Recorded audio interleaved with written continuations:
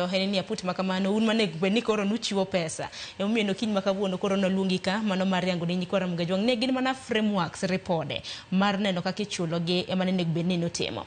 Lakini bang' chamo muma ang'eni aput kiloso kusechamo muma nego bed ni udhi e retreat mar ng'iyo kaka nego bed ni utiyo akene en retreat nosechako koso koro nong'adnwa ng'ada koso nobedo nade retreat nyo wasechako nyo wan Kenya School of Government kuma ne wan retreat but ne pod wachako mondo wang'e malong'o ni to en tich mane midwa ni watim. Ne ing'eni samoro nyalo ndik gigi gi kisungu mayot but kisungu mayot go be samoro tek. Koro nyo wasechako ndalo ariyo kapok nyo do ochungowa moa dhi retreat mondo wachak penjore ni to en ang'o monego idwa ni watim.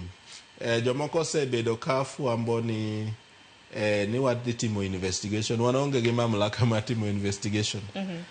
Wan wadhi verify nikech ripodegi nitiere. Ripodegi kidhi ka Kenya National Commission on Human Rights ibiro yudo ripodego ka nitie. Kidhi National Police Service kata ji wacho ni ok gitim uchunguzi. Gin gi report ging'e jok manotho gi jok manohinyore gi jok manoyudo chandruok mopogore opogore. Kidhi kata riwruok mag oganda kaka Police Reforms Working Group moting'o Amnesty International, oting'o IMLU, oting'o riwruok Kenya Human Rights Commission ma en NGO. Iyudo ni ripodegi nitiere nikech tho dhano ok en gima tin. Ma samo timore kaka koro notimo mama moro ma be achiel kuom modak Rongaicha. En gima dhi landore kendo kama ng'ato tho ing'eni en kama kuyo ng'enye. Koro ok gin gik ma ng'ato nyalo pando kata sirikal edwa pando to nitiere kamoro ma koro ok pandre.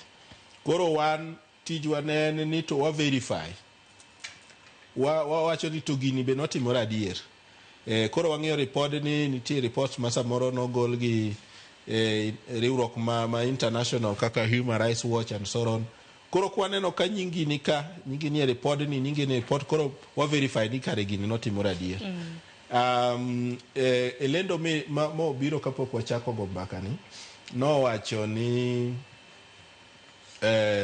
wan ji 18 adier wan ji 18 mane onyigi owuok e gazet but okonyiso ni mano kende jok manie aputni oting'o ng'amo biro owuok Kenya National Commission on Human Rights oro ng'ato, National Police Service nitiere gi ng'ato, IPOA nitiere gi ng'ato e aputni.